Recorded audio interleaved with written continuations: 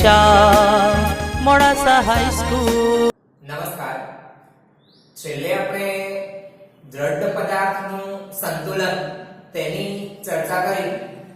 તેવા સંતુલનને આપણે યાંત્રિક સંતુલન તરીકે પણ ઓળખીશું.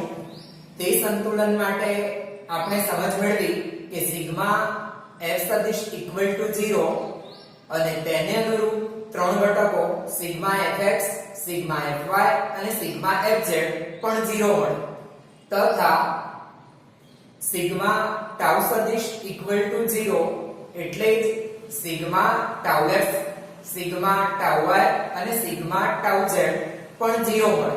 તો આ જે સ્થિતિ થાય તેને આપણે રેખીય સંતુલન અને ચાપગતીય સંતુલન એમ બંને સંતુલન હોવાથી દ્રઢ પદાર્થ યાંત્રિક સંતુલનમાં છે તેમ કહીશું. તેવી સ્થિતિમાં રેખીય વેગમાન અને કોણીય વેગમાન અચળ રહે છે, સમય સાથે બદલાતું નથી. જ્યારે રેખીય પ્રવેગ અને કોણીય પ્રવેગ શૂન્ય મળે છે. તેવી સ્થિતિથી આગળ આંશિક સંતુલનની સમજ મેળવી આપણે. તેમાં રેખીય સંતુલન ન હોય અને ચાપગતીય સંતુલન હોય તેવી સ્થિતિ તથા ચાપગતીય સંતુલન ન હોય અને રેખીય સંતુલન હોય તેવી સ્થિતિ આપણે સમજ્યા. તેમાં છેલ્લે આપણે બળ યુગ્મ તેની સમજ મેળવી ચૂક્યા. બે સમાન મૂલ્યના અને પરસ્પર વિરુદ્ધ દિશાના તથા એક રેખસ્થ ન હોય તેવા બળોની જોડ તેને બળયુગ્મ તરીકે ઓળખાવી. અને એ બળયુગ્મનું ટોર્ક આપણે ચર્ચા કરી ચૂક્યા કે બળ ગુણ્યા બે બળ વચ્ચેનું લંબ અંતર સૂત્ર દ્વારા મેળવી શકાય છે.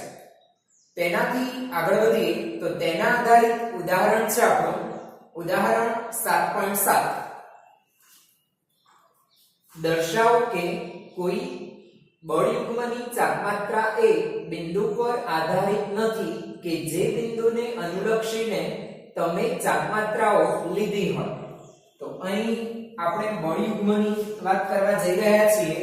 બળયુગ્મ માટે આપણે કોઈક દ્રઢ પદાર્થ તેના બે કોણ અથવા તેના બે બિંદુ તેના પર બળ લગાડીશું. તો A અને B એ દ્રઢ પદાર્થના કોઈ કણો છે અને તેના પર બળયુગ્મ લગાડી રહ્યા છીએ. બળયુગ્મ એટલે કે સમાન મૂલ્ય અને વિરુદ્ધ દિશાના બળો લગાડીશું. તો B પર F સદિશ જેટલું બળ અને A પર તેટલા જ મૂલ્યનું પણ વિરુદ્ધ દિશાનું એટલે -F સદિશ જેટલું બળ લગાડીએ છીએ. આવા A અને B તેને જોડતો સદિશ AB સદિશ આપણને મળે. અહીં કોઈક સંદર્ભ બિંદુ O લઈએ તો આ છે સંદર્ભ બિંદુ O અને તે સંદર્ભ બિંદુની સાપેક્ષમાં A નો સ્થાન સદિશ તેને આપણે R1 સદિશ અને B નો સ્થાન સદિશ તેને આપણે R2 સદિશ વડે દર્શાવીશું. આવી આપણી આ જે સ્થિતિ રચાઈ તેમાં આપણે બળયુગ્મની ચાપમાત્રા મેળવવી છે. બળની ચાપમાત્રા એટલે જ ટોર્ક અને ટોર્ક તેની સમજ આપણે મેળવી ચૂક્યા કે ટોર્કની વ્યાખ્યામાં સંદર્ભ બિંદુનો ઉલ્લેખ અનિવાર્ય છે. સંદર્ભ બિંદુ બદલાય તો ટોર્ક બદલાય છે. બળયુગ્મ માટે એ જ બાબત મેળવવા માટે બંને બળના અનુરૂપ ટોર્ક એટલે કે બળની ચાપમાત્રાનો સરવાળો કરવાથી બળયુગ્મનું ટોર્ક મળે. તો આકૃતિમાં ધારો કે દ્રઢ પદાર્થ પર આકૃતિમાં દર્શાવ્યા પ્રમાણે A અને B સ્થાને લાગતા બળ F સદિશ -F સદિશ અને F સદિશ છે તથા સંદર્ભ બિંદુ ઓને અનુલક્ષીને તેમના સ્થાન સદિશ અનુક્રમે r1 સદિશ અને r2 સદિશ હોય તો આ બળ યુગ્મની ચાકમાત્રા મેળવવા બંને બળની ચાકમાત્રાનો સરવાળો કરવો પડે. માટે બળ યુગ્મની ચાકમાત્રા બરાબર F1 ની ચાકમાત્રા બળ F1 ની ચાકમાત્રા વત્તા બળ F2 ની ચાકમાત્રા. F1 ની ચાકમાત્રા એટલે τ1 અને F2 ની ચાકમાત્રા એટલે τ2 સદિશ. પણ τ1 સદિશ સંદર્ભ બિંદુને અનુલક્ષી અને A પર લાગતું ટોર્ક એટલે R ક્રોસ F, R1 સદિશ ક્રોસ માઈનસ F સદિશ પ્લસ τ2 સદિશ એટલે R2 સદિશ ક્રોસ F સદિશ. બંનેમાંથી F સદિશને કોમન લઈએ તો R2 સદિશ માઈનસ R1 સદિશ ક્રોસ F સદિશ. પરંતુ આકૃતિ મુજબ અહીં આ જે આકૃતિ છે એમાં ત્રિકોણની રીત પ્રમાણે કહી શકાય OA સદિશ પ્લસ AB સદિશ બરાબર OB સદિશ. માટે AB સદિશ બરાબર OB સદિશ માઈનસ OA સદિશ. પણ OB સદિશ એટલે જ R2 સદિશ, OA સદિશ એટલે જ R1 સદિશ હોવાથી બળ યુગ્મની ચાકમાત્રા બરાબર R2 સદિશ માઈનસ R1 સદિશ એટલે જ AB સદિશ, AB સદિશ ક્રોસ F સદિશ. એટલે કે બે બળ વચ્ચેનું લંબ અંતર AB અને બળનું મૂલ્ય તેના દ્વારા બળની ચાકમાત્રા મેળવી શકાય છે, જે સંદર્ભ બિંદુ O થી સ્વતંત્ર છે. તો આમ બળની ચાકમાત્રા એ સંદર્ભ બિંદુ પર આધાર રાખે છે, પણ બળ યુગ્મની ચાકમાત્રા એ સંદર્ભ બિંદુથી સ્વતંત્ર. આગળનો મુદ્દો છે આપણો ચાકમાત્રાનો સિદ્ધાંત, જેને નીચેના ધોરણમાં તમે ઉચ્ચાલન તરીકે પણ ભણીને આવ્યા છો. તો આપણે અહીં બળની ચાકમાત્રા એટલે જ બળનું મૂલ્ય ગુણ્યા લંબ અંતર, સંદર્ભ બિંદુથી બળની કાર્યરેખાનું લંબ અંતર, તેને આપણે બળની ચાકમાત્રા તરીકે ઓળખાવ્યું. તો આવી ચાકમાત્રાના સંદર્ભમાં આપણે વાત કરવી છે ચાકમાત્રાનો સિદ્ધાંત. તો ચાકમાત્રાનો સિદ્ધાંત સમજાવો અને યાંત્રિક લાભનું સૂત્ર મેળવો તેવો પ્રશ્ન આપણો થઈ શકે. તેના માટે આપણે એક હલકો સળિયો લઈ લીધો. તો ચાકમાત્રાના સિદ્ધાંત માટે એક હલકો સળિયો લઈ લીધો. તેવા હલકા સળિયાને કોઈક બિંદુ તેને અનુલક્ષી અને તે કિલકિત થઈ શકે, એટલે કે તેનું ભ્રમણ થઈ શકે, તે હલનચલન કરી શકે તેવા કોઈક બિંદુ O તેની પર તેને ગોઠવી દીધો છે. આવા આ સળિયાના છેડાઓને A અને B નામ આપીએ. તો આવા સળિયા પર બળ લગાડી રહ્યા છીએ. તો એ સળિયાના છેડા A પર ધારો કે F1 જેટલું બળ અધો દિશામાં અને B છેડા પર પણ F2 જેટલું બળ અધો દિશામાં લાગે છે. છેડા A નું O ને સંદર્ભ બિંદુ તરીકે લઈએ તો A નું અંતર એ D1 છે અને B નું અંતર ધારો કે D2 છે. તો આમ તેના છેડાઓના અંતર O થી D1 અને D2 છે. આવા આ હલકા સળિયાને O બિંદુ પર આધાર સાથે આપણે ટેકવ્યો છે, માટે O ને આધાર બિંદુ તરીકે ઓળખીશું. તો O આધાર બિંદુ છે. આધાર અથવા આધાર બિંદુ. આવા આધાર બિંદુ પર સળિયાનો સંપર્ક થયો હોવાના કારણે ત્યાં સંપર્ક બળ R જેટલું લાગે છે અને આપણે જાણીએ છીએ તેમ એ સંપર્ક બળ આ પ્રમાણે ઉધ્વ દિશામાં લાગશે. આપણા નિયમ પ્રમાણે અહીં કોઈ ઘર્ષણ બળ આપણે લીધું નથી, માટે સંપર્ક બળ અથવા પ્રતિક્રિયા બળ, તેના લંબ બળ અને ઘર્ષણ બળ એમ બે ઘટકો હોય. જ્યારે ઘર્ષણ બળ નથી ત્યારે લંબ બળ એ જ પ્રતિક્રિયા બળ. તો પ્રતિક્રિયા બળ આ ઉધ્વ દિશામાં લાગે છે. તો આવી આ સળિયાની અનુરૂપ સ્થિતિ રચાઈ.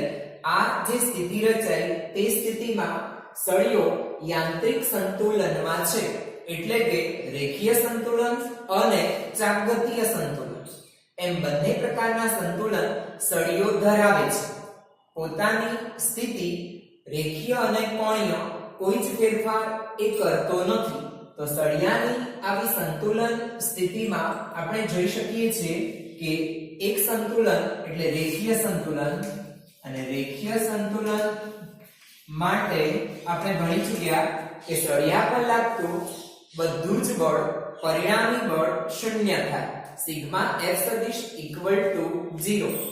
સિગ્મા F સદિશ ઇક્વલ ટુ 0 એટલે તેનો અર્થ થયો કે ઉપરની તરફ લાગતા બળ અને નીચેની તરફ લાગતા બળ સમાન મૂલ્યના અને પરસ્પર વિરુદ્ધ દિશાના થવાથી પરિણામી બળ શૂન્ય થાય. તો આકૃતિમાં જોઈ શકાય છે કે R ઉધ્વ દિશામાં અને F1 અને F2 અધો દિશામાં, માટે R બરાબર F1 F2 અથવા R F1 F2 બરાબર 0. તો જેટલા પણ બળ લાગે છે એ બધા જ બળો અહીં એક જ અક્ષ પર લીધા છે, માટે સદિશ ન લખતા અદિશ પણ લખી શકાશે. તો પરિણામી બળ શૂન્ય છે. હવે સળિયાના કોણીય સંતુલન માટે તો સળિયો ચાપગતીય સંતુલન પણ ધરાવે છે. તો ચાપગતીય સંતુલન જો એ ધરાવતો હોય તો ત્યાં પરિણામી ટોર્ક શૂન્ય થાય, એટલે સિગ્મા ટાઉ સદિશ ઇક્વલ ટુ 0 થશે. તેનો અર્થ થયો તેના પર જેટલા પણ બળ લાગે છે એ બધા જ બળના અનુરૂપ ટોર્ક તેનું પરિણામ શૂન્ય છે. ટોર્ક માટે સંદર્ભ બિંદુ ને આપણે O તરીકે લઈ રહ્યા છીએ. તો સંદર્ભ બિંદુ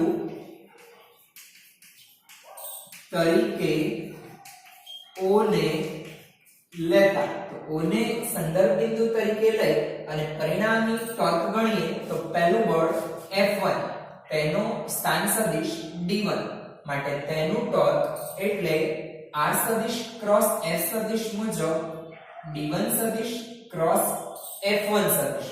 તેની દિશાને ધ્યાનમાં લઈએ તો આ D1 સદિશ F1 સદિશ જમણા હાથની આંગળીઓ D1 સદિશ થી F1 સદિશ તરફ ભ્રમણ કરાવીએ તો તેની ભ્રમણની દિશા થાય વિષમગળી. તો આ જે ટોર્ક લાગ્યું પહેલું ટોર્ક એ વિષમગળી દિશામાં છે. F2 બળના કારણે જે ટોર્ક લાગે તેની વાત કરીએ તો D2 સદિશ F2 સદિશ એટલે D2 એટલે R2 સદિશ થી F2 સદિશ તરફ ભ્રમણ કરાવીએ તો આ જે ટોર્ક લાગે તે ટોર્ક સમગળી દિશામાં લાગે છે. અને ત્રીજું બળ છે પ્રતિક્રિયા બળ. પ્રતિક્રિયા બળ સંદર્ભ બિંદુ પર જ લાગે છે, માટે તેનો સ્થાન સદિશ 0 થાય અને પરિણામે તેનું ટોર્ક 0 છે. તો આમ આપણી આ સ્થિતિમાં બે ટોર્ક લાગે છે. આપણે વિષમવળી દિશામાં લાગતા ટોર્કને ધન અને સમવળી દિશામાં લાગતા ટોર્કને ઋણ તરીકે લઈશું. સંજ્ઞા પદ્ધતિ એક દિશાના ટોર્ક ધન તો બીજી દિશાના ટોર્ક ઋણ લેવા પડે. તો અહીં સામાન્ય રીતે વિષમવળીને ધન અને સમવળીને ઋણ તરીકે લઈ પરિણામી ટોર્ક 0 મેળવીએ છીએ. એટલે પહેલું ટોર્ક થયું D1F1 જે ધન છે અને બીજું ટોર્ક F2D2 જે ઋણ છે અને બંનેનું પરિણામ 0 થાય. માટે F1D1 બરાબર F2D2 આપણને મળશે. F એટલે બળ અને D એટલે અંતર. એટલે આ છે આપણું બળની ચાકમાત્રાનું સૂત્ર. આ પણ બળની ચાકમાત્રાનું સૂત્ર. અહીં આકૃતિ આપણને દર્શાવે છે કે F1 અને F2 અસમાન બળો છે. તેમના લંબ અંતરો D1 અને D2 પણ અસમાન છે. પણ બંને બળની ચાકમાત્રા સંતુલન સ્થિતિમાં ચાપગતીય સંતુલન માટે બંને બળની ચાકમાત્રા સમાન મળે છે. આ બાબતને જ આપણે અંતર અને બળને યોગ્ય નામકરણ દ્વારા દર્શાવીએ તો F1 આ બળને આપણે ભાર તરીકે ઓળખીએ તો ભાર અને D1 તેને આપણે આધાર બિંદુથી ભારનું અંતર એટલે ભાર ભુજા કે ભાર અંતર કહીશું. F2 બીજું બળ જે આપણે લગાડી રહ્યા છીએ પ્રયત્ન બળ અથવા પ્રયાસ બળ ગુણ્યા તેનું અંતર એટલે પ્રયાસ અંતર તરીકે ઓળખીશું. પ્રયાસના બદલે પ્રયત્ન બળ ગુણ્યા પ્રયત્ન બળ અંતર કે પ્રયત્ન ભુજા તરીકે પણ લેવામાં આવે છે. તો અહીં આવું કંઈક સૂત્ર તૈયાર થયું. આ સૂત્રને આપણે બળના ગુણોત્તર સ્વરૂપે જો દર્શાવીએ તો તેને જ આપણે કહીશું યાંત્રિક લાભ. તો યાંત્રિક લાભ મિકેનિકલ એડવાન્ટેજ MA એટલે જ F1 upon F2. પણ F1 upon F2 સૂત્રમાં મેળવીએ તો D2 upon D1 મળે. તો આમ ભાર અને પ્રયાસ ના ગુણોત્તરને મિકેનિકલ એડવાન્ટેજ યાંત્રિક લાભ કહે છે. તેનું અર્થઘટન આપણે કરી શકીએ છીએ કે જો F1 greater than F2 તો D2 greater than D1 ત્યારે MA greater than 1 મળે.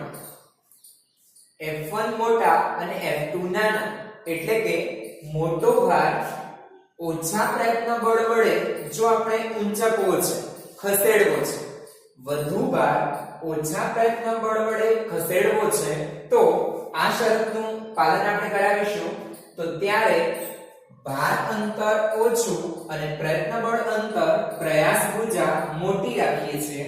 એને જ આપણે યાંત્રિક લાભ તરીકે ઓળખી રહ્યા છીએ MA greater than 1. તો ત્યારે આપણને યાંત્રિક લાભ થયો તેમ કહીશું. તો જુદા જુદા કિસ્સાની અંદર આપણે આને ઉચ્ચાલનના સિદ્ધાંત તરીકે નીચેના ધોરણમાં ભણ્યા હતા તે જ બાબતને ચાકમાત્રાના સિદ્ધાંત તરીકે આપણે દર્શાવીશું. આવા આ ચાકમાત્રાના સિદ્ધાંત દ્વારા આપણે વ્યવહારમાં ભારે પદાર્થોને સરળતાથી ખસેડી શકીએ છીએ. તમે જુદી જુદી સ્થિતિમાં એ ઉચ્ચાલનના ઉપયોગોને ધ્યાનમાં લીધા હશે. એટલે જુદા જુદા અંતરો ગોઠવીને આપણે ભારે કે હલકા પદાર્થનું સ્થાનાંતર આમ યાંત્રિક લાભના સિદ્ધાંત દ્વારા મેળવી શકીએ છીએ. ચીચવો તો બાળકોનો ગાર્ડન તેમાં જોવા મળતો ચીચવો તેમાં આ જ પ્રકારની કંઈક સ્થિતિ આપણે જોઈ શકીએ છીએ. તો તેમાં જે બિંદુ આગળ એ સળિયાની ટેકરીઓ છે તેને આધાર બિંદુ કહીશું. બે છેડે બે બાળકો બેઠા હોય, એકને ભાર અને બીજાને પ્રયાસ તરીકે ઓળખીશું. જો F1 મોટા હોય એટલે એ બાળકનું વજન વધારે હોય તો તેનું અંતર આપણે ઓછું રાખીશું અને F2 ઓછા હોય તો તેનું અંતર વધારે રાખી અને ચીચવાને સંતુલિત સ્થિતિમાં લઈ જઈ શકાય છે. આપણે આ બાબતનો ઉપયોગ વિવિધ સાધનો જેવા કે સુડી, સણસી, કાતર વગેરેની અંદર કરીએ છીએ. તો ઉચ્ચાલનના સિદ્ધાંતનું જ આ રૂપાંતરિત સ્વરૂપ છે.